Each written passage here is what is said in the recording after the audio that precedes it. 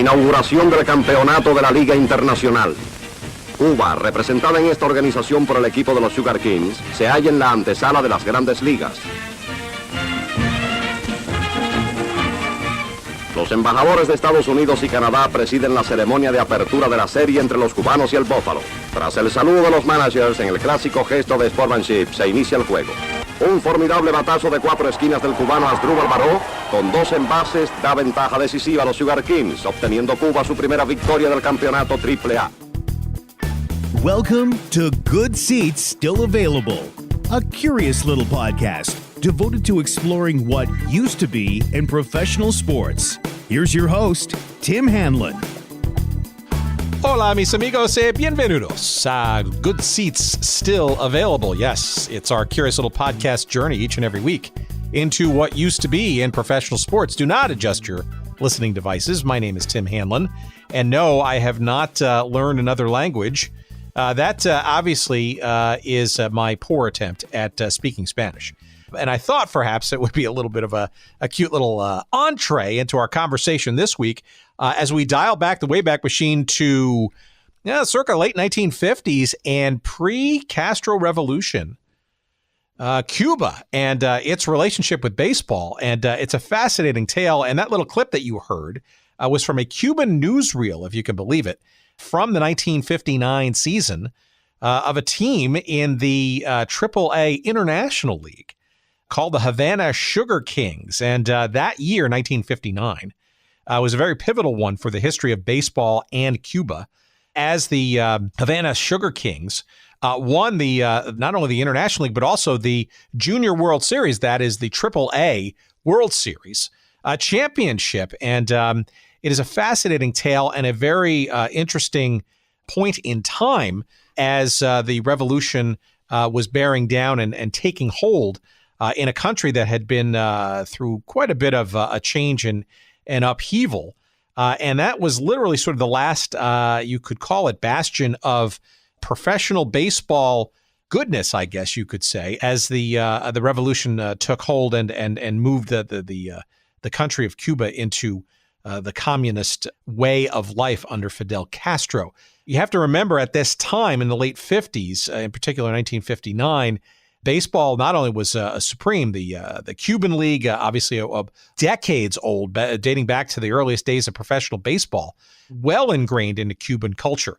Very much a winter league kind of proposition, but hugely followed and very passionately so by folks in Cuba, and rife with many major league prospects over time. But also the migration of that internal, often 4-team Cuban league into what became a very competitive and ultimately championship team in American minor league circles. And the idea was in the late 50s that Havana in particular might someday get an actual Major League Baseball franchise. And that's why this conversation this week is very interesting with our guest, César Brioso. He is the author of a very fascinating book about this time called Last Seasons in Havana, the Castro Revolution and the End of Professional Baseball in Cuba. And we get into all kinds of stuff around the Cuban League, the Havana Sugar Kings in the AAA International League, 1959 in particular for both of those leagues, and sort of what occurred. It was very much looked upon as almost like a national championship once the Sugar Kings won that title in 59. But make no mistake, 1959 specifically was a very interesting year and convoluted in terms of sort of how the seasons of both of those teams and leagues played out. You're talking about, a team that, in particular, the 59 Havana Sugar Kings brought a number of major players into the major leagues. Ultimately, Luis Arroyo, two-time All-Star with the 1961 World Series New York Yankees, a pitcher. Leo Cardenas, he says, 5-time All-Star, Gold Glove, and 1965 Cincinnati Reds standout. Mike Cuellar, 4-time All-Star himself on the 1970 World Series Baltimore Orioles, Cy Young winner in 1969. This is a team really emblematic of some of the great players. But you go back years prior people like Tommy Lasorda, and just a whole bunch of players that played in the actual Cuban League prior to the Sugar Kings in their championship in the International League in '59. We're going to get into all of that and the fascinating backstory and implications of that with, again, our guest, César Brioso, in just a couple of seconds. It is a fascinating conversation, a fascinating tale. I learned a lot about Cuban history and as well as baseball history, and I think you will too. Before we get there, though, I do want to thank one of our great sponsors this week, and that's our friends at sportshistorycollectibles.com, and in particular, Dean Mitchell, the proprietor of said website of goodness. And at sportshistorycollectibles.com, you're going to find a trove of well-curated and awesome memorabilia from all kinds of teams and leagues, from sports of yore, not sports of yore, but the teams, the leagues themselves no longer with us. And I think you're going to find a fascinating curation there. Far nicer, far more well-lit than the things you may find in the sketchier worlds of places like eBay, etc. And when you use the promo code GOODSEATS, you're going to get 15% off all of your purchases there at sportshistorycollectibles.com. And there's all kinds of great stuff from various teams and leagues in baseball and football and soccer and basketball and hockey, even things like golf and Olympics. And it's all there. It's an amazing array of stuff. Dean Mitchell and his colleagues are constantly adding new inventory there.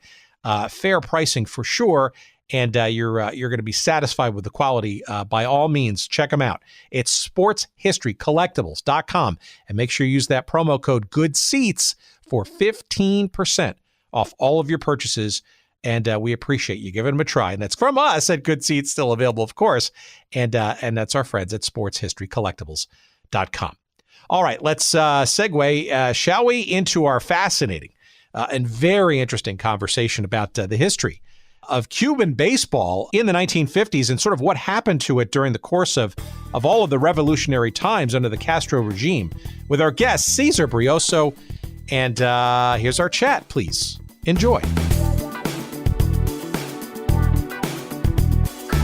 Why don't you tell our mighty and growing audience, believe it or not, what your background is and why the investigation of this story for you to kind of commit time and energy to write what I think is a really interesting and fascinating story in book form. You know, the why as to my putting in the time for this really kind of goes back to my dad. He's from Cuba, and as I was born in Cuba as well, when he was a kid growing up in the 40s, he was a fan of Almendares, one of the four teams in the Cuban Winter League.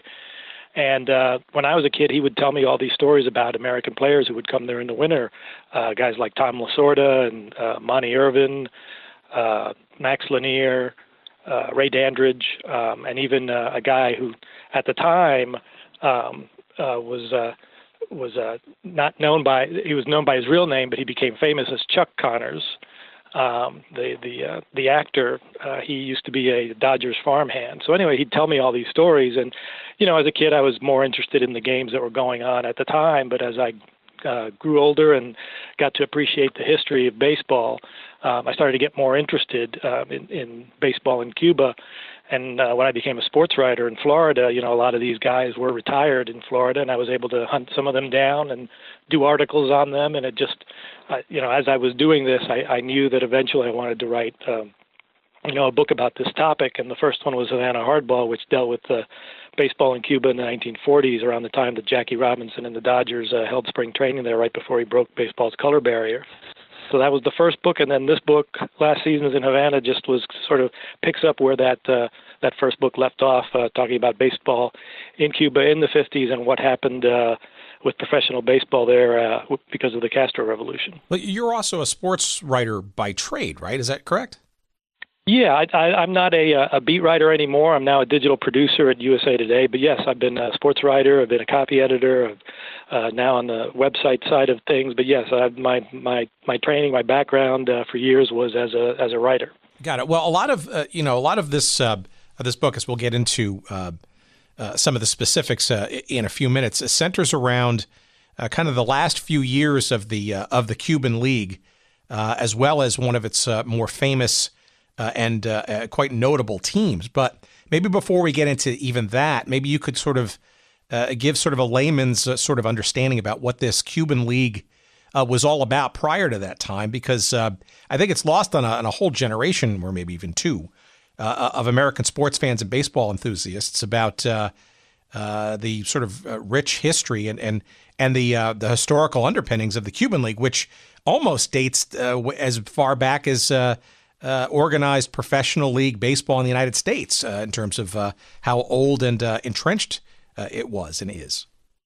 That's right. The Cuban League was formed in 1878, but baseball in Cuba dates back to the 1860s. Well-to-do Cuban families would send their kids to study here in the U.S., and some of them brought the game back with them to Cuba in the 1860s. And eventually a league was formed. At that time, it was only three teams, Almendares, Havana, and Marianao, and they played something like a 10 or 12 game season. But then sort of year by year, every winter, it kind of grew and expanded. They might have four teams or five teams, and some of the teams would change year to year, except for Almendares and Havana. They were the eternal rivals, and they were there for the whole time. And finally, things stabilized with the four teams that we saw in the 40s and 50s. Again, Almendares, Havana, Cienfuegos, and Marianao. But throughout the first half of the 20th century, teams from America would go there, and also individual players. League teams started barnstorming there around 1900 in the 19-teens. Also, some major league teams came there to barnstorm. The Tigers, the A's, the Giants held spring training there in 1937. And then, of course, individual players would start playing in the Cuban League with the various teams throughout the first half of the 20th century. So the baseball ties between Cuba and the U.S. Run deep. But as you said, there's sort of this gap after the revolution. Some 50 to 70 years where there wasn't that sort of free exchange of players back and forth. And also, Cuban players came to play in the majors. The earliest ones in terms of the modern era were two with the Cincinnati Reds, Rafael Almeida and Armando Marsand in 1911, and then others would come. Adolfo Luque pitched for 20 seasons in the majors with various teams: the Reds, Giants, Brooklyn Dodgers.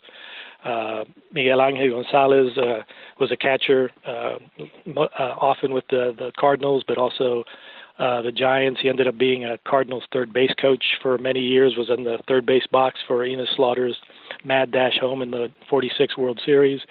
So these ties were there for many years, but all that got cut off after the revolution. And it's really not been until maybe the last 15 years or so that we started to see the defections that we've seen and started to see some of the talent that the U.S. has been missing out on since 1960. Well, before we get into that sort of tumultuous and period of the 50s and sort of what it led to and the things that have come, I guess, out of that since, can you characterize what the relationship was between Major League Baseball and either this Cuban League or just Cuba and the sport of baseball generally, right? You're mentioning some spring training exploits and some barnstorming, but what was the relationship? Was it official, semi-official? Was it a training ground? Was it a scouting environment? How was it sort of developing, or was it kind of informal and relatively unrefined? I mean, it was definitely informal for the first 4 decades of the 20th century. A lot of times, like managers and owners in Cuba used maybe their connections from having played in the Negro leagues and in the Major League Baseball to sort of recruit players from organized baseball to come spend time there in the winter. But the Cuban League wasn't affiliated with organized baseball late in the 1940s. So it was just kind of an informal relationship, word of mouth. The ties that the players and managers and owners in Cuba had developed with players in America. But then in the mid-1940s, the Mexican League started rating major league players. They ended up getting about a couple dozen to jump their contracts and come play in Mexico for the summer. most of the names weren't huge names, but made a play for some of the All-Stars. They tried to get Ted Williams and Stan Musial to jump their contracts, and that was enough for Commissioner Happy Chandler, to say, all right, to take action. And he pronounced that anybody who jumped their contracts for Mexico would be banned from playing in organized baseball for at least 5 years. But he also, and where Cuba comes into this, he also declared that anyone who participated in games with or against these banned jumpers, they also would be ineligible to play. So that's how the Cuban League got sort of scooped up into this collateral damage, if you will. Many of the Cuban players, if they weren't playing in organized baseball in the U.S. in the summer, because Cuba was a winter league, they might play in Mexico in the summer with a lot of these guys, and certainly those guys were in the winter. So the sort of guilt by association made the Cuban League an outlaw circuit in 1946. In fact, the 1946-47 Cuban League season, there was an organized baseball sanctioned alternative league playing in another stadium in Havana that, for guys who didn't want to risk their eligibility in organized baseball where they could play. It was short-lived. It didn't have it wasn't as popular as the traditional Cuban League. It was only that one season. But then after that winter, representatives from the Cuban League negotiated with Happy Chandler and organized baseball, and they came up with a pact that sort of codified just how the Cuban League could sign players from organized baseball. The teams could get as many as 8 per team from organized baseball. There would be a pool of players depending on their experience level eligible to sign, and that's when the Cuban League was brought into organized baseball as an unaffiliated minor league, and it became official. Am I correct in understanding that the Negro leagues were a little bit more, shall we say, aggressive or freer flowing with players and talent in maybe not the Cuban League itself, but some of the minor league infrastructure underneath the Cuban League in Cuba, including, by the way, not unimportantly, integration and an embrace of players that ironically were actually being segregated right in the United States. Yeah, I mean, there wasn't necessarily a minor league system for the Cuban League, but the Cuban League itself was integrated since 1900. So Negro League players would come there starting, like I said, in 1900. They were treated well. It really was a meritocracy in terms of who played. They wanted the Cuban League. Those owners wanted the best players. There were Martin Diego, who was a Negro League star, Cuban star. He's in the 3 halls of fame, different countries. Not only was he a great player, he also managed in the Cuban League. So there wasn't the sort of color barrier that existed here in the United States in organized baseball. So Negro League players were able to go to Cuba, and in some cases felt like they were being treated better there than in their home country. Now, that's interesting. You also probably figure that it gave a lot of players, I won't call it extended life, so to speak, but in essence, it's year-round play, right? Which I'm sure is ultimately the attraction for some of the major league players that ultimately wound up playing too. Because in essence, you've got a winter league that if you're a manager or your ownership and you want your players to improve and improve in skills or maybe even rehab from injuries and that kind of stuff. I mean, it's a very convenient opportunity, right, for arguably some top tier play in the quote unquote off season to literally continue to play year round. Yeah, absolutely. The Cuban League, I've heard it described as being sort of the sort of level of play being somewhere between AAA and the majors. And we're talking about an era where guys weren't making a whole lot of money. So in the off season, if they weren't a star like Joe DiMaggio or Ted Williams, who had these huge contracts for the time, they had to go get a real job in the off season, working at their local hardware store or wherever. Or they could play winter ball in Cuba, Dominican Republic, Venezuela, Puerto Rico, you name it. So all those opportunities were there. And in the Cuban League, they might have played 3 or 4 games a week So the rest of the time was kind of their own. It was sort of I guess a working vacation. A lot of guys would bring their wives and kids down there with them in the winter, and make a vacation out of it, as well as stay in shape, get some playing time, make some extra money. So it was really it benefited all parties, really. Well, so what changed in the 40s, right? Because obviously, I guess a good two-way relationship in many respects, albeit somewhat informal, but circa 46, right? There is, I guess, the first real approach, right, to have a professional team with ties more directly to what people would call organized baseball in the United States. You want to sort of give us a little bit of background about this team, which I think is kind of scene set for quite a bit more of what we talk about going forward here. Sure. Yeah. You're talking about the Class B Havana Cubans. They were the first minor league team to play down there in the Florida International League. They were Joe Cambria, scout for the Washington Senators, a guy who signed somewhere between 300 and 400 Cuban players over several decades. He was involved with that team. There was quite a rivalry between the Havana Cubans and the Tampa Smokers. They were both in the same league. They vied for league championships several times. And then at one point, Bobby Maduro, the guy who built El Gran Stadium in Havana, the same stadium that exists today, Estadio Latinoamericano, that's where the Rays played the Cuban National League. Cuban national team a few years ago with President Obama in attendance. That stadium still exists. Well, he built that stadium for the Cuban League. He ended up buying the Havana Cubans and moving them to AAA, to the International League, as the Havana Sugar Kings. That was in 1954. Their first season as a AAA franchise. And Maduro built the stadium and bought the team with the idea of eventually bringing a Major League expansion team to Havana. The Sugar Kings motto was un paso más y llegamos, and that's Spanish for one more step and we get there.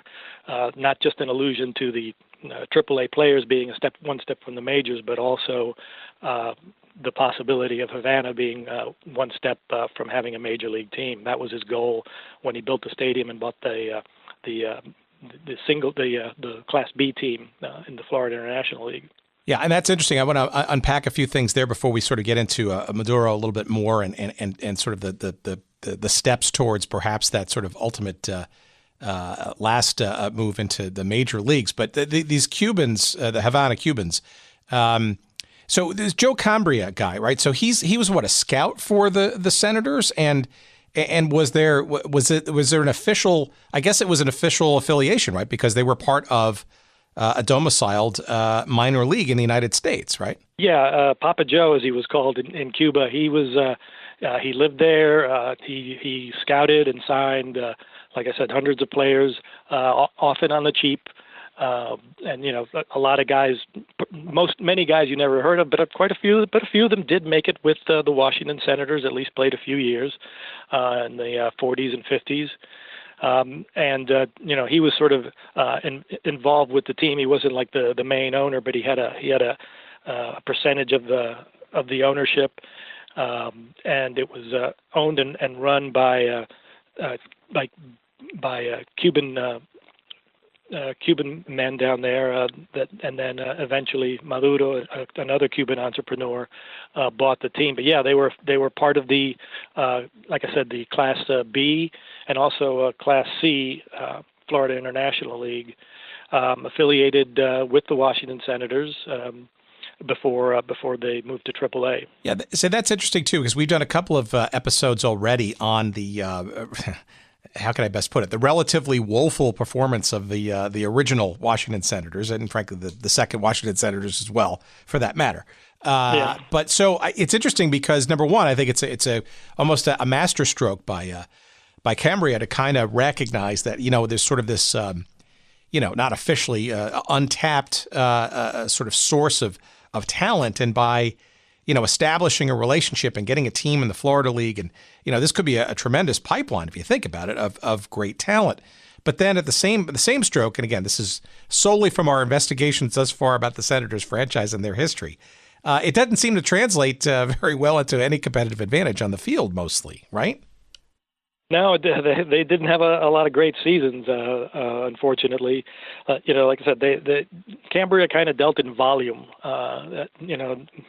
Really maybe not as much in quality.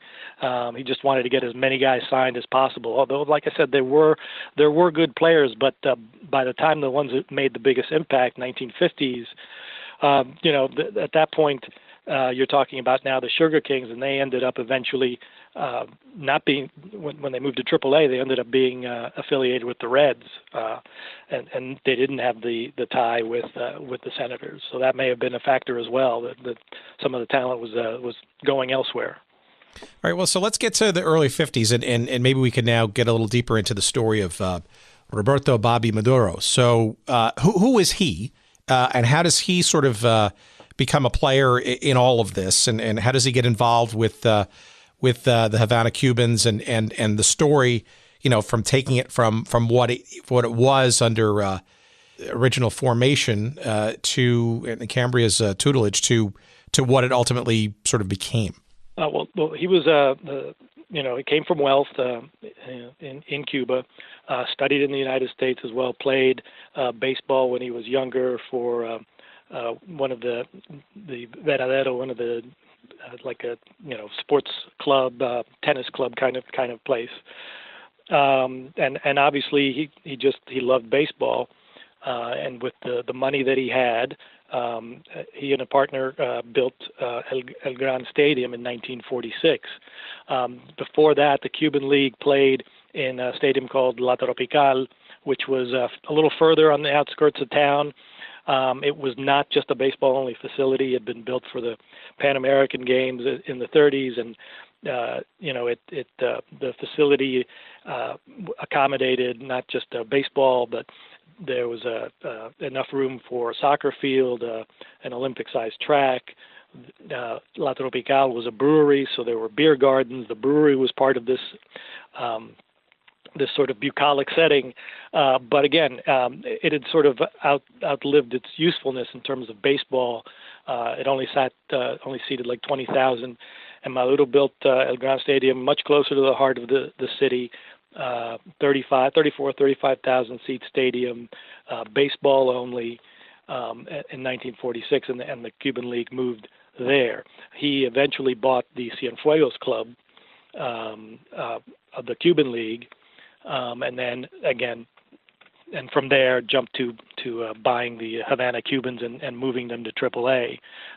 He originally had thought about keeping them potentially in the lower classification and trying to maybe add another team in Havana to sort of boost attendance competition, but then he decided to go for broke and move it into AAA.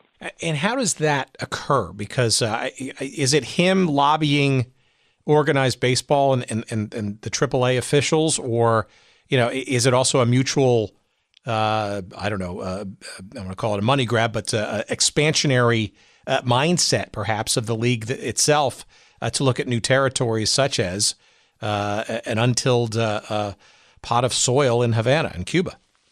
Well, I think it's several factors. They knew him as an owner of Cienfuegos. They've had contacts with him, with having their players play in the Cuban League in the winter. He wanted to move it to closer to Major League Baseball. So yes, he was lobbying organized baseball, the International League. Several things happened. I believe it was the Springfield franchise that folded, and then St. Louis moved to Baltimore. So there were several things. The St. Louis Browns moved to Baltimore. So there were several things going on in organized baseball, and I believe it was technically the Springfield franchise that they took over. The position that position in the International League by moving the Cubans to the International League as the Sugar Kings. But yeah, he lobbied the league. He had to pay a certain amount of money to the Florida International League for leaving there to the remaining teams. But he was eventually accepted into the International League. So this wasn't literally the Cubans becoming the Sugar Kings. It was kind of a more indirect path by getting the rights for the Springfield, Massachusetts franchise in the International League and kind of converting it to that and essentially replacing the Cubans with this new Sugar Kings franchise and moving them up, so to speak, into the AAA. Yeah, like there had been a spot in Springfield, so he bought the Cubans team, and then that structure, that organization, is what took over what had been the Springfield franchise in the International League. Yeah, and I guess in hindsight, right, which is obviously the only thing that I have here because I'm going back into time as sort of an historical exercise, right? I got to think that he's, and I get a sense from some of the stuff that you've written, is that he was not unaware, right, of all these other sort of things that were going on during the 50s, right? You're mentioning the St. Louis Browns moving to Baltimore, but this is also the beginning of a large set of franchise movements with some velocity, right? The Braves of Boston then going to Milwaukee, and the Dodgers and the Giants, leaving New York all in one fell swoop, going to the West Coast. It seems to me that probably was either an impetus for what he was starting to put together, or corroboration of what he had already envisioned already about sort of baseball sort of getting out of its Midwest and Northeast United States roots. Yeah, there was a lot of movement, and the talk of expansion had already begun, and people in organized baseball, team owners were talking about the possibility of expanding into cities like Havana and Montreal, Toronto. That they were discussing expanding into not just west in the United States, but various other places. And I believe Ranch Rickey even suggested that there might need to be a third major league, and that there would be a lot of Latin cities as part of that. There was all of this. The movement and discussion of expansion was all going on at that time. It was just a question of when and where. All right. Well, let's. I want to get to the Cuban League itself as well, but maybe you can give us a little bit of sense of the Sugar Kings and how prominent and or successful they became. They obviously changed their affiliation. You mentioned it before to the Cincinnati Reds from their original. Well, actually, no, the predecessor team, of course, with their Washington Senators affiliation. But give us a sense of sort of how popular the Sugar Kings were, and as part of that. You mentioned the stadium that he helped construct. Was that a decent size stadium? Was that appropriate for the amount of fan enthusiasm, or was it largely cavernous and under attended? I'm just curious as to how much success was happening at the gate for all of these teams in that stadium. Well, it really just sort of depends. I mean, remember the stadium not only it housed the Cuban League, and also the Sugar Kings. So it was being used year round.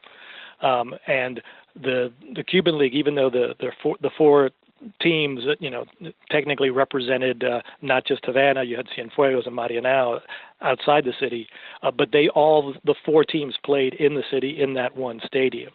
And whenever, particularly Havana and Almendares, the eternal rivals, played, the stadium was packed. They were the two best teams. They were the Yankees and Dodgers, if you will, of that league. And so there was a great deal of enthusiasm. Usually a packed house. In my first book, one of the reasons why I picked the 46-47 season is as Jackie Robinson is arriving for spring training in 47, the Cuban League is wrapping up with Almendares and Havana locked in this amazing pennant battle, and the two teams have to play this 3-game series to determine the championship. Almendares had to win all 3 games, and did so with Max Lanier, former All-Star with the St. Louis Cardinals, one of the guys who jumped to the Mexican League, pitching the first and third game on 1 day's rest, winning both and giving Almendares the championship. They had come back from They had to win like 13 of the last 14 games, or if they lost more than that, Havana would have won the title. So games like between those two teams were always packed. With the Sugar Kings, it sort of depended. They had much better attendance than other International League teams. In many of those seasons. But as stuff started to happen in Cuba with Castro's Revolution, although that was really in the sort of countryside in the eastern provinces away from Havana, you started to see some attendance drop off. But again, a lot of times better than the other teams in the league. One of the issues that they had, Maduro had agreed to help pay for some of the travel for the other teams in the league, so that caused him some financial strain, in terms of his bottom line. I was going to say that's. I was wondering how prohibitive that travel could have been, especially at the AAA level, right? Where Major League, arguably, and even then, right, the 40s and the late 40s, the early 50s. Air travel was kind of novel still, and a lot of it was train and stuff. But, I can't imagine that was an inexpensive road trip, I'm sure right? It wasn't, especially if you're coming from Toronto. That was one of the teams in the league. Rochester. I mean, you got a lot of, we think changing planes today is a hassle. I mean, it probably was even worse then. Yeah. So, that was, and eventually he got some relief in terms of, helping augment the travel costs for the other teams. But that was certainly an issue. They did not, win the International League until 1959. That was, they were one of the four teams in the playoffs. They ended up winning the International League and then playing the champion of the American Association, the Minneapolis Millers, in a very exciting 7-game series. They started in Minneapolis, the first 2 games. The conditions were so bad in terms of cold, snow, rain. They were only getting several hundred in attendance that they moved the rest of the season to Havana, and those games did great. This is post-revolution, Castro in attendance, a packed house. And the Sugar Kings win in dramatic fashion in Game 7. So that was sort of the last hurrah of the Sugar Kings in Havana. The next season, with everything going on post-revolution, the deteriorating relations between the U.S. and Cuba, the International League decided mid-season. In fact, they were actually on a road trip to relocate the franchise to Jersey City at the end of their road trip, and they didn't even have the chance really to have new uniforms made. So they show up in Jersey City for their debut, and they still have their white with red pinstripe uniforms. And you can tell from a photo that there's a patch sewn up over the chest where it used to say Cubanos in script. It now said Jersey City. That had to be stuck on all the various jerseys for the debut in New Jersey. Well, before we get to that part of it, because I do want to go a little deeper on that, I wanted to get a sense, though, of the Sugar Kings, because I got to think it was a tough sell for Maduro to get people to come see baseball in the arguably the Cuban off season, right? Because that's the U.S. In season, right? Because the right. Cuban League obviously. Hot, humidity, was that a hurdle, or was it just simply a continuation of a year-long now opportunity for people to enjoy high-quality baseball, and that obviously a taste of the American game at that? Yes, well, certainly, the temperatures could be something of a hurdle. That's why they actually would start their games, I think, at 9:00 at night. You're kidding? No. And without TV timeouts and all that sort of thing, you could knock a game out in an hour and a half, 2 hours back then. But yeah, they would start late at night, and that was the standard. I think Sunday they would have the doubleheader typically, and whenever Havana and Almendares were playing, that was always well attended in terms of the Cuban League. But in terms of the Sugar King playing in the summer, that would probably be the the biggest hurdle was the temperatures, in July or August or whatever. But that's why they played games late at night. So, but it would still seem, though, that between the Cuban League in the winter months and what was going on with the Sugar Kings during the summer, it seems like the 50s, especially the late 50s, and especially as we get into in a second, sort of the success of the Sugar Kings on the field with the championship, that things were kind of going along the lines of what Maduro was kind of thinking about, and maybe he's almost setting the stage for, indeed, that ultimate next step jump into the major leagues, no? Well, that's certainly what he was hoping for, but really, everything was going to everything changed with the revolution. There were, while the revolution was going on, while the fighting was going on in 57, 58, there were concerns from organized baseball. Some major league teams were wondering if they should let their players play, and owners and general managers would come and check it out and make sure that it was safe. The players seemed, from everything, all the quotes I saw and people I talked to, players all seemed to be generally felt safe. Some of the visiting teams for the Sugar, Rochester and other teams, when they came, sometimes they were concerned about what might be going on as far as the revolution. But, when Castro most of the fighting really was going on outside Havana. Now, once Castro took over, there was a lot of optimism with organized baseball and with Maduro. They figured, okay, this is over. He was welcomed to Havana as a hero when he first, right immediately after Batista fell. But then things started to turn, and there was suddenly, there were show trials and executions of former Batista soldiers. And the U.S. officials started worrying about Castro being a communist. And there started to be, counter-revolutionary activity going on, and that's when people started to, people in organized baseball started to be concerned about what might be going on, or what, would their players be safe? So that's at that point, kind of all bets were off. Probably about mid 1979. That's when concerns really started to grow hot among organized baseball. And one of the things was what happened at a game at El Gran Stadium between Rochester and the Sugar Kings. It was the anniversary of the 26th of July movement. That was Castro's revolutionary movement. And when it was the game on the 25th, when the clock struck midnight, people started shooting off guns.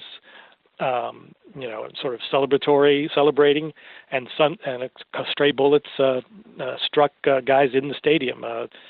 Leo Cárdenas got grazed on the shoulder. He was one of the Sugar Kings players, and Frank Verdi, who was the third base coaching box, got grazed in the head. They were, like I said, fortunately grazed, but at that point, the Red Wings refused to finish the game or the series the next day and left town. And it's pretty amazing that the season was allowed to continue in Cuba in 1959. Yeah, that's interesting, because so you're mentioning the date is July 26th, right? Which is the 1953 was the original beginning of the insurrection of Castro's forces, and then you're recounting this game in 59 on July 26th. Right. At that point, the revolution had triumphed, and now that they were soldiers celebrating this anniversary, you have this incident that I think in many cases would have just ended the season right then and there, but they stuck it out.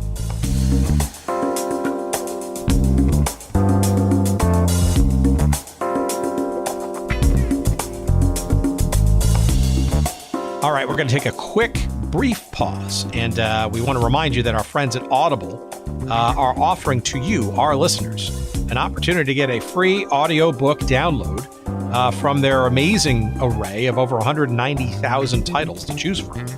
When you go to audibletrial.com/goodseats, And that's the place to go to get your free audiobook download, courtesy of us and Audible. And it's something you can cancel at any time, and you can keep the book for as long as your device exists.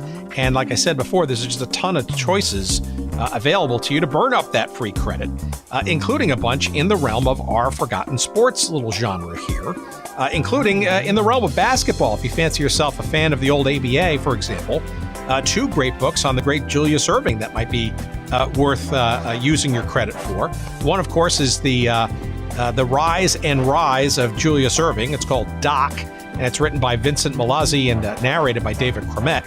You could use your credit for that book, and it's a great sort of interview style background on the life and times of Dr. J from all sides. But if that's not good enough for you, why not try the autobiography? It's called Dr. J, the Autobiography, of course. It's written by Dr. J in concert with Carl Greenfeld, and it's narrated by Dr. J himself, Julius Erving, and you could use your credit for that book, as well as, like I said, thousands and thousands of other books, not just only in basketball and basketball history, but in a whole host of genres and topics. By all means, give them a try. Why don't you? It's risk-free, for God's sakes. audibletrial.com/good seats. Yes, audibletrial.com/good seats. That's the link. And that's where you're going to get your free audiobook download. Again, you can cancel at any time.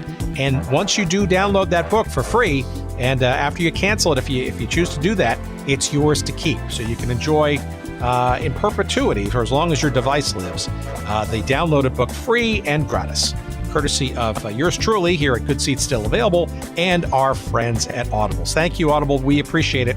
And we appreciate you joining our conversation once again.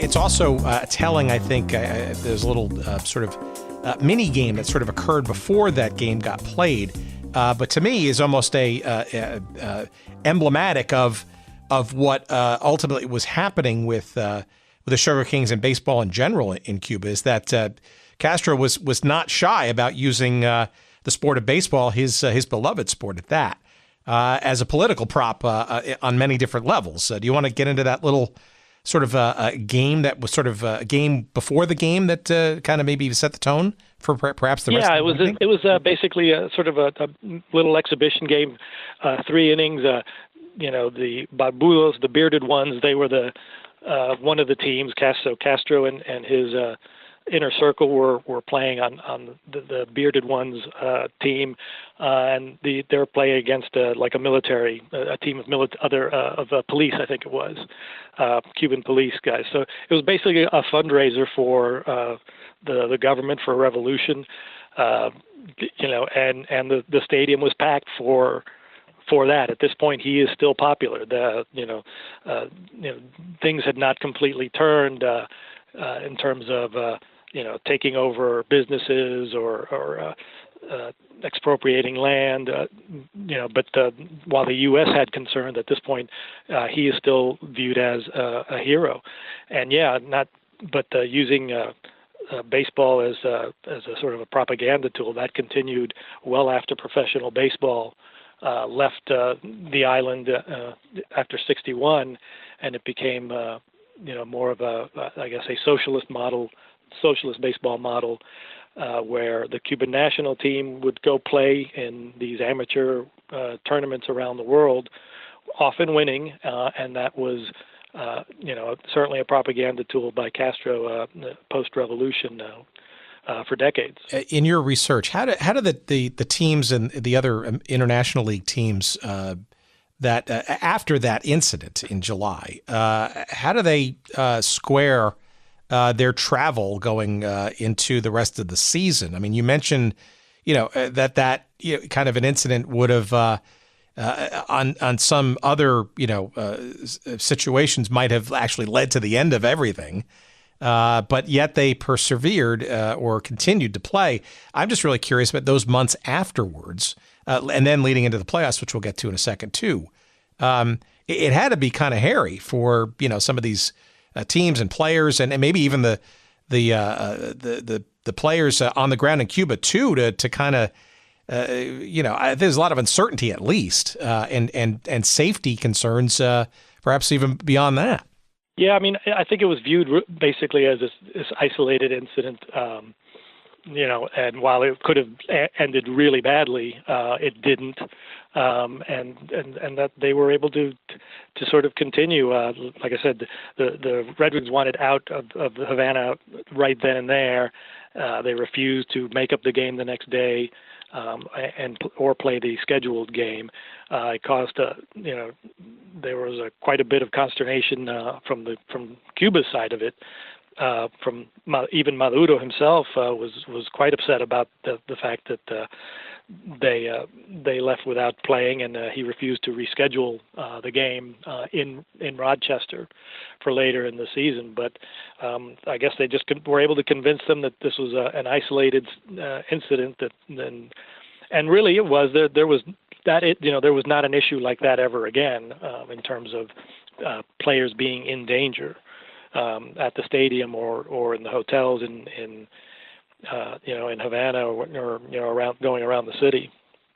All right. Well, let's talk about sort of this championship, because it certainly interesting, becomes almost like a very convenient denouement of perhaps the status quo for the fledgling professional baseball presence in Havana. Right. So you mentioned earlier that they essentially became the champions of the International League, and then were pitted against the Millers of Minnesota, the American Association champs, essentially in what was called I guess they call it the Junior World Series back then, right? Well, it sounds interesting. Yeah. Sounds like something like that 13-year-olds would play, but hence that was, a branding issue as far as I'm concerned, but that's just modern day viewpoint, right? But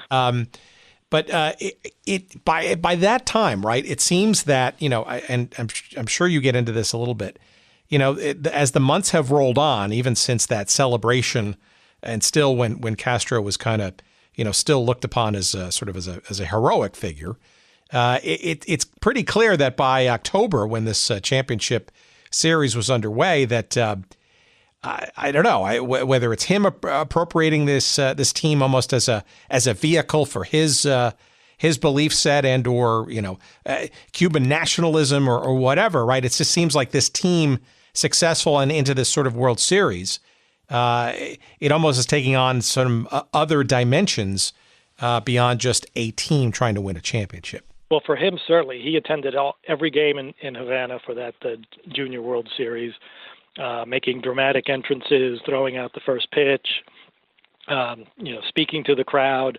This was a huge publicity propaganda tool for him.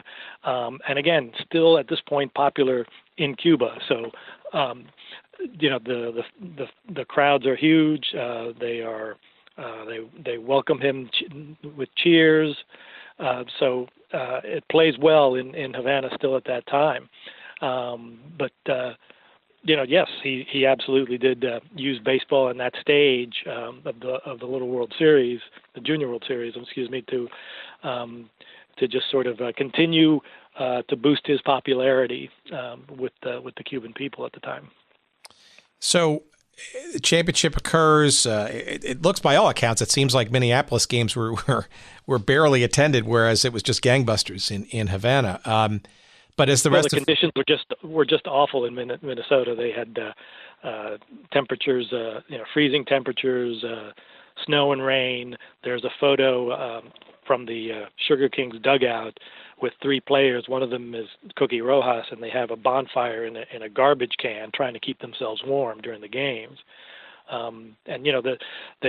only going to the gates will only be shared, for the first four games. So they wanted to give themselves a chance to actually make some money. So everybody was in agreement when they said, let's move the rest of the series to Havana, and ended up playing the next the final 5 games there. All right. So describe to me the Cuban League thereafter, right? In the months thereafter for the quote unquote winter season, and the deteriorating state of affairs, so to speak, I guess, in that winter and then into 1960, because it seems like a lot of things sort of happened relatively quickly thereafter, including the possibility and then eventuality of the franchise leaving Havana come next spring, et cetera. Maybe you can kind of walk us through a little bit of some of the dynamics that were sort of occurring, beyond maybe baseball, but obviously influencing and affecting it too. Well, at this point, we're talking about the 1959-60 season, so that we still get as far as the winter ball coming up after the Sugar Kings win this title. Yep. So we're talking about that's one season, and then 60-61 is what ends up being the final season of the Cuban League. And 59-60 and 60-61, this is when Cienfuegos really kind of comes into its own as a franchise in the Cuban League. It's led by Camilo Pascual and Pedro Ramos and Raul Sanchez as well. Just a terrific pitching. They also lead the league in home runs. So this is finally the team that Maduro had owned in the Cuban League really comes into its own. And you start to get the tensions between Cuba and the U.S.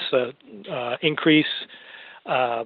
Cuba is starting to get starts diplomatic relations with the Soviet Union, and it begins in terms of they reach an agreement where the Soviet Union is going to provide petroleum to Cuba. U.S. oil refineries refuse to refine the oil for them. At some point, Castro takes over the U.S. owned oil refineries, and just one thing leads to another, just sort of action-reaction between the two countries that starts to really raise questions about what's going to happen, not just in the country, but also in terms of professional baseball. At this point, once the 1960 season starts for the Sugar Kings, there's serious questions about are the Sugar Kings going to be able to continue. The International League comes up with a contingency plan in case they do have to move them. Bobby Maduro actually works with the Castro regime in trying to support the Sugar Kings, trying to keep them there at this point. But you also start to have, some of the population in Cuba has serious reservations about what's going on. Just as far as the country is concerned, there are people within the inner circle of Castro's regime that are either defecting or resigning, and the reason they state is because of communist influences in the Castro government, which at this point they're still denying. But so there are people starting to leave the country, especially those who maybe own businesses. And have the most potentially to lose if it does become a communist country. So the Cuban League attendance, Sugar Kings attendance starts to be impacted. So all these things are happening, and as I said before, in July, the Sugar Kings are on a long road trip when. Frank Shaughnessy, the commissioner of the International League, pulls the trigger and forces the relocation of the team. The manager resigns, but the players stay. They continue the season in Jersey City, and then heading into the now 1960-61 season. As the tensions between the two countries continue to escalate, Ford Frick eventually bars American players from playing in Cuba, and that 60-61 Cuban League season is played with all native rosters on all 14 for the first time in decades. Very, very interesting. Okay, so a couple of questions. Number one, why Jersey City, from what you could tell? Well, probably because that was one of the places that had minor league baseball, had a facility that wasn't in use. It had been a New York Giants team for a stretch, but at this point was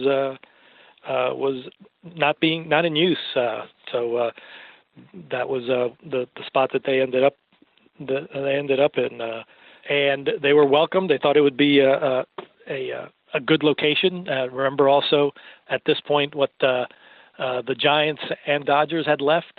Right. So it's only the Yankees there. So there's an opportunity potentially, but again, with the Yankees so close, the Jersey City jerseys just never really take off. They're there for the 1961 season as well, and then eventually moved to Jacksonville as the Jacksonville Suns. And ironically, for you New York Mets fans, right, ultimately became the Tidewater and now, I guess, Norfolk Tides, which has always been the flagship minor league team in the farm system of the New York Mets. Yeah, there's a lot of weird ties here and there with all those international league teams. But yeah, that's right. All right, so my other question then is, what's going on in Maduro's mind? I got to think a lot of this was done without his blessing, approval, et cetera. And yeah, he was not happy. Yeah, he was not happy when the edict came down. He said, if I'm going to lose money, I want to lose money here, not somewhere else. So the team was relocated. The Reds kind of took over the sort of day-to-day operations in Jersey City.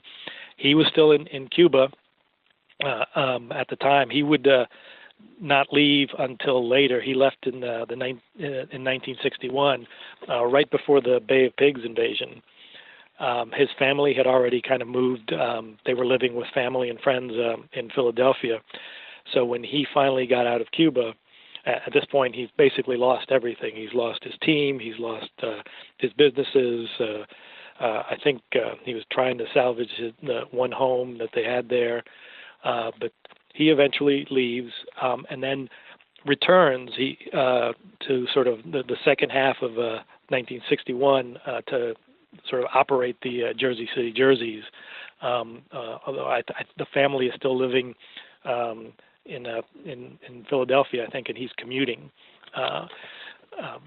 In 1961, but and then when the team relocates to Jacksonville, he's running the team by then, and does so for a couple of years before finally selling that team as well. Interesting. And it left behind in Cuba is what, a disillusioned fan base, or obviously the dreams of anything minor league or major league professionally. With the United States obviously seems to break away as the tensions between the two countries grow, and never to kind of really be rekindled, right? Yeah, I mean, at this point, I think by 1960, tens of thousands of Cubans have left the island. And those that are worried about what might happen in terms of the country turning to communism, they're just not. Baseball is not the priority anymore, so attendance is already suffering those last couple of seasons because of everything going on. It's after professional baseball ends completely.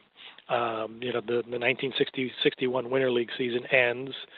At that point, it pretty much is a fait accompli. Right, I think in a week or two afterwards, Cuba passes a law officially banning professionalism in sports, and then they start putting together sort of an amateur league that eventually becomes what we now know as the Serie Nacional, which is just a national series across the various provinces of Cuba, a team representing each province, with those teams feeding talent into the national team that you would eventually see competing in world tournaments, World Cup, Olympics, etc.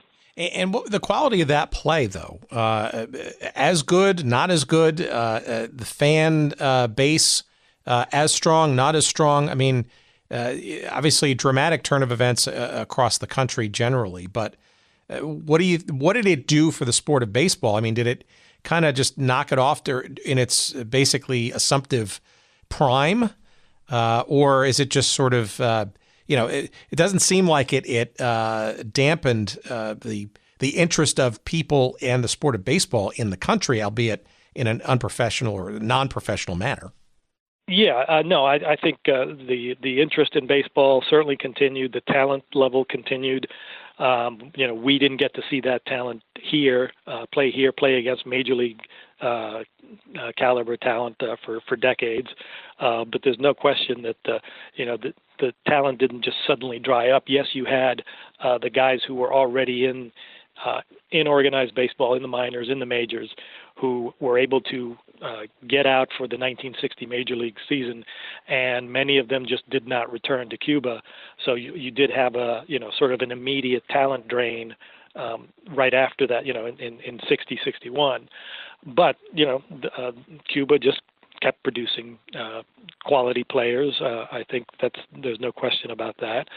But you did see them playing probably inferior talent, or maybe talent that had not yet developed. A lot of these international competitions were playing against amateur competitions. When they played the U.S., they would have been playing maybe college guys, minor league guys who had not yet developed fully. And while the Cuban players of the 60s, 70s, 80s were not quote unquote professional in the sense of being paid the proper salaries and such, they were full-time players. That was their job for Cuba, and so they were experienced, they were veteran, they were talented, guys in their prime, sometimes playing against guys who had yet to fully develop as players. And that's why you saw the successes that they had, in all those international competitions. They were the team to beat. Yeah, sure. I also keep coming back to 59, right, which almost seems like the pinnacle. You got to think Maduro and the country, and it just, what an amazing sort of confluence of events, and the championship, and literally it just sort of that is the peak and the apex. And you wonder just years later when, it's a not even, let's call it semi-professional or amateur sort of setup. I mean, it just feels like it almost felt like so close, right? Yet events got in the way of it truly getting to that sort of next and ultimate professional level. Yeah, I mean, I think the fate was sealed when Castro came to power. Even if there hadn't been all of the tensions, or if they'd somehow been able to dial back some of the tensions, it's just hard to imagine that with everything going on that a professional team would have continued to stay there. Since everything else was nationalized, baseball and sports were going to be nationalized too, and there's just no way a professional organization tied to another country would have been allowed to operate there, I don't think. Well, okay, so that leads me to sort of my last general thematic question, and I'm sure you can see this one coming like a big fat softball coming right across the plate for you. But so where do you think, given today's era and, what seems to be a thawing of relations and at least an opening of ties and perhaps a lot more to come, depending on, I guess, certain administrations, et cetera. We won't get into that. But and you look at Major League Baseball and its constant interest in expanding its influence beyond the borders of the United States, whether it be with the international competition, a la the soccer's World Cup and exhibition games in Asia and Mexico, et cetera. Is Havana, is Cuba a potential newfound opportunity for Major League Baseball on some level in the years ahead, in your mind, given especially your understanding of the rich history and the almost professional opportunities of yore? Yeah, I don't see that happening in terms of a Major League team at any time soon, just given the government structure there. I will tell you that there is a group that actually does own the minor league rights to a team in Havana should one ever return there.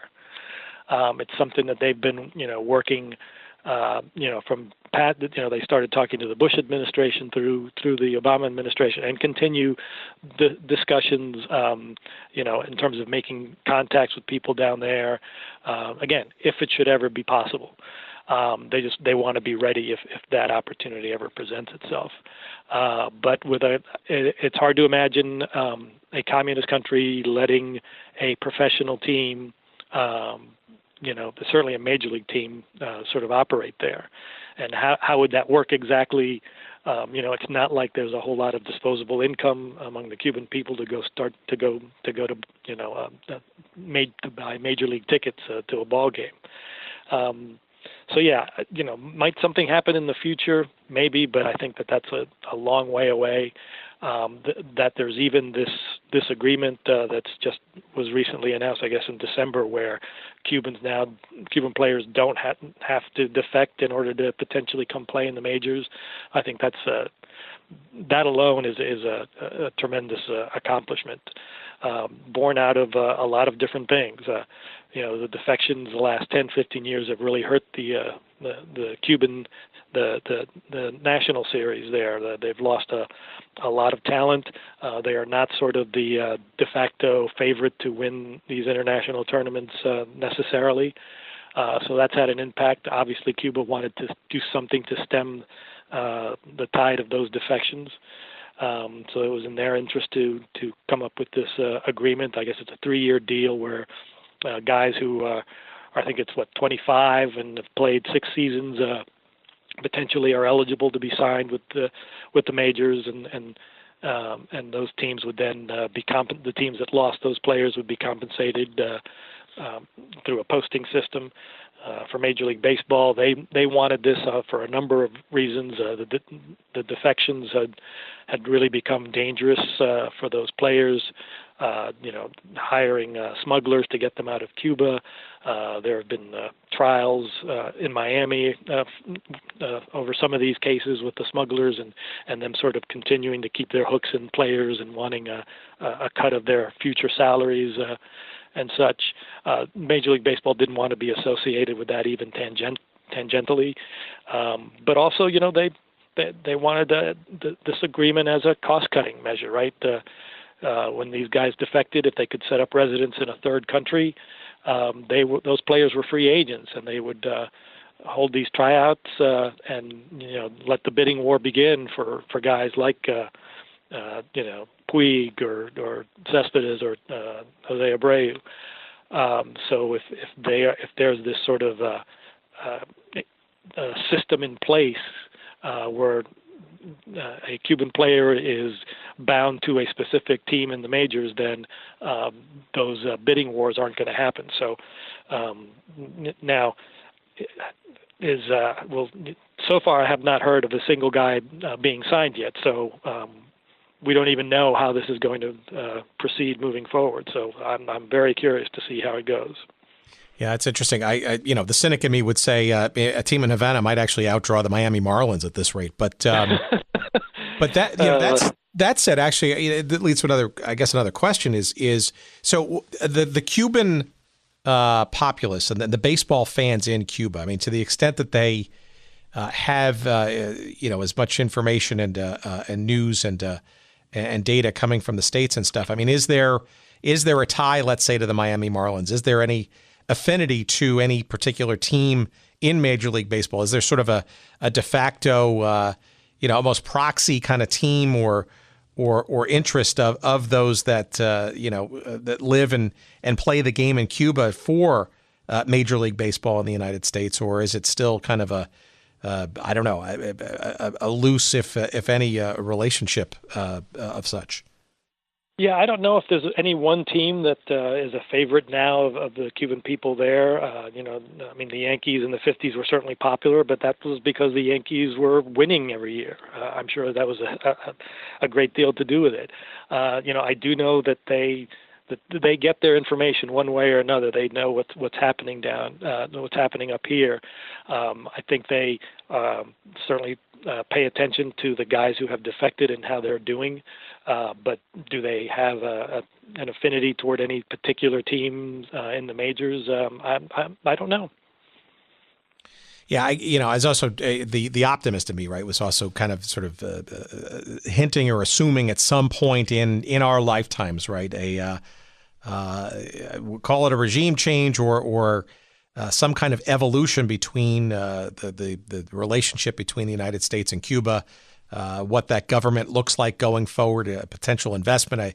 There's no shortage of of people in American industry that would love to, I wouldn't call it colonize Cuba, but certainly add economic vibrance and trade and then some. And you wonder if and when that occurs, if professional. Well, look, remember the embargo is still in place. So I know. Oh yeah. That's the thing. Even when things were loosened under the Obama administration, sure. The embargo, it was easier to go down there, but in terms of businesses being able, companies being able to do business down there, the embargo was still in place. Yeah. So that's going to be an issue going forward until it's not. And it doesn't appear that this administration is interested in lifting that anytime soon. I have not heard specifically how they have reacted to this agreement with Major League Baseball. The initial reporting seemed to be the skepticism about it, but there hasn't been a definitive ruling as far as I've seen. So yeah, I mean, would American companies like to go down there? I have no doubt. But you mentioned colonize. That's going to be a concern that's a concern the Cuban government is going to have of having U.S. companies operating down there and doing something like that. Yeah, even if you strip politics out of it, right? So, and it's a completely fair assessment, right? You just boil it down to baseball, right? This is a country that is rich in history, in lore, in talent, and passion, frankly, for the quintessentially ultimate American game, right? It's the national pastime, right? And you wonder, right? Despite whatever political administrations and structures are in place or might change, the idea of at least a minor league something or some other sort of bridge, shall we say, again, as was proven at least initially successful, could be in itself its own act of diplomacy and or other goodness that potentially could come. It would just be a shame in our lifetimes to not see some more strong ties and official relation, I guess, in the sport of baseball between the two countries and see where that might lead again. Yeah, I mean, when I first found out about the group that owned the minor league territorial rights, I thought that was really exciting, and the fact that they have been working at it for through 3 administrations, and these are folks with minor league connections. They've been involved in the minor leagues before.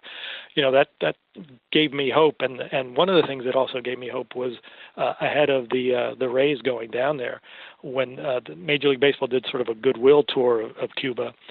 And much to my surprise, when I first read it, it included a few of the defectors, the guys who had left Cuba, who, when players defect Cuba, the Cuban government basically, considers them traitors.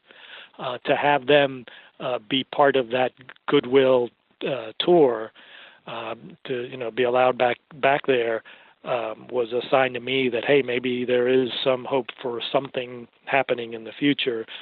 And then this agreement happened, so we'll see.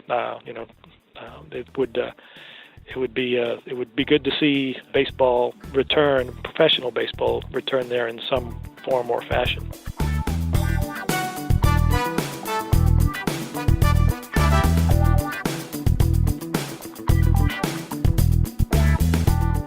Now, I find it fascinating that Havana might have actually been the place for a Major League Baseball franchise, had the 60s played out a little differently, shall we say.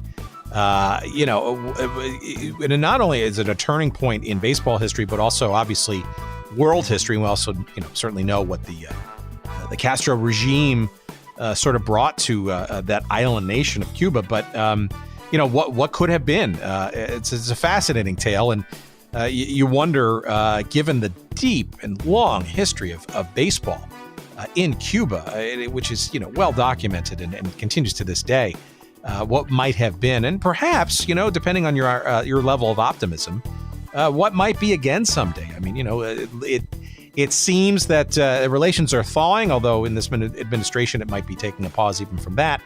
But make no mistake, the Cuban population, both current and ongoing successor generations, are very much intrigued and interested and in love with the sport of baseball. And I don't know how far you can keep those two things apart, especially as professional baseball continues to grow, not only in this country, but around the world, finally, beyond just the borders of these United States. But I digress, and I encourage you to get this book. It's a really, really interesting description of sort of what was going on during the 50s. It's a story of Cuba. It's a story of baseball. It's a story of fandom. It's fascinating. And César Brioso is the author. It's called Last Seasons in Havana, the Castro Revolution, and the End of Professional Baseball in Cuba. It is published by our friends at the University of Nebraska Press. Buy many copies early and often, will you? And show your support for the show. You can find a link to that book, of course, on our website at goodseatsstillavailable.com. Just search up this episode. I think it's 107, the number is. Yep. And you will find a link conveniently to Amazon to buy that book in all of its various forms. You'll show a little love for our show by doing so and ordering it that way, and we appreciate you doing so. It's also the place, of course, our website, to find out all what's going on with this little funny little endeavor we do each and every week. You can find all of our old episodes there. You'll find links to all kinds of good stuff, as well as all of our social media links. And you'll find us on Twitter at GoodSeatsStill. You'll find us on Instagram at GoodSeatsStillAvailable. You'll find a Facebook page devoted to us. You'll find a link to email. You can send that to us directly if you want to as well. That's hello@GoodSeatsStillAvailable.com. And a whole bunch of other stuff. And we also, of course, as always, want to thank our friends, Podfly Productions, and in particular, of course, the good Dr. Jerry Payne, who puts all of our pieces together, and he does so expertly, as he has done this week, of course. And you want to find out more about Podfly and their podcasting goodness and production and editorial offerings, you can find out more about them at podfly.net. All right, I'm done for this week. I appreciate your listening, and I thank you to no end, and we'll talk to you next week. We love you for listening, and thanks so much for all your great letters and support and emails, and keep them coming. And until next week, we'll see you. Bye-bye.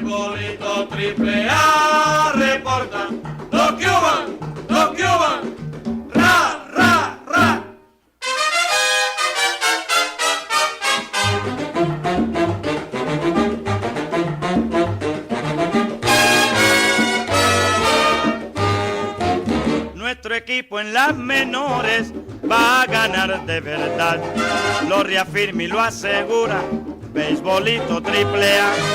Si este paso se reafirma y se imponen de verdad, nuestro team en las mayores de seguro ingresará.